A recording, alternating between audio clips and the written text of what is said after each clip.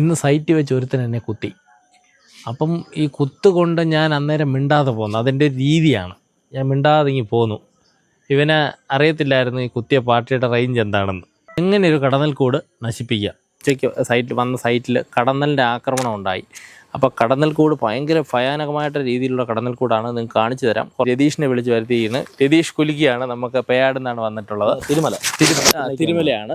അപ്പം ഈ രതീഷ് ഇതിൻ്റെയൊക്കെ പരിപാടി. രതീഷിന് എന്തൊക്കെ പരിപാടിയുണ്ട് വേറെ? എനിക്ക് മരമുറിപ്പാണ് മെയിൻ പരിപാടി. പിന്നെ പാമ്പുപിടുത്തമുണ്ട്, ഫോറസ്റ്റിൻ്റെ റെസ്ക്യൂ ടീമിലുണ്ട്. പിന്നെ തെങ്ങ് വലിച്ചു കെട്ടും, മരമുറിപ്പ്, പിന്നെ ചെറുതായിട്ട് പുല്ല് വെട്ടാനൊക്കെ ഉണ്ട്. കാട് വെട്ടാൻ പോകും, മിഷ്യൻ വെച്ച് പുല്ല് വെട്ടാൻ, കിണർ ക്ലീനിങ് ഉണ്ട്.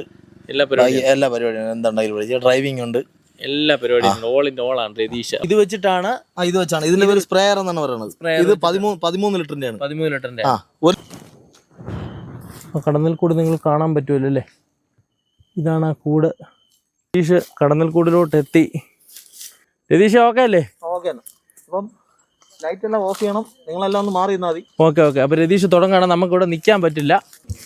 എൻ്റെ അമ്മു, ഇതിൻ്റെ തട്ടായിട്ടാണ് ഇരിക്കുന്നത്. തട്ടായിട്ടാണ് കണ്ടോ കടന്നൽ ഇരിക്കുന്നത്. കണ്ടോ തട്ടായിട്ട് ഓരോ ലെയർ, ഓരോ ഫ്ലാറ്റ്.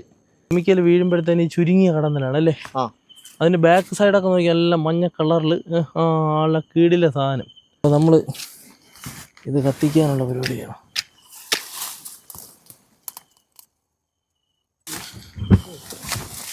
അതങ്ങനെ കത്തിയത് കടന്നലിൻ്റെ കൂട് ഇതുപോലത്തെ 6 എണ്ണം ഉണ്ട്. മൊത്തം 7 അതിലൊന്നാണിത്. അങ്ങനെ കടന്നൽ കൂടെല്ലാം കത്തിച്ചിട്ട് നമ്മൾ നേരെ പോവുകയാണ്. ഓക്കെ, പോകാൻ രതീഷേ. ഓക്കെ.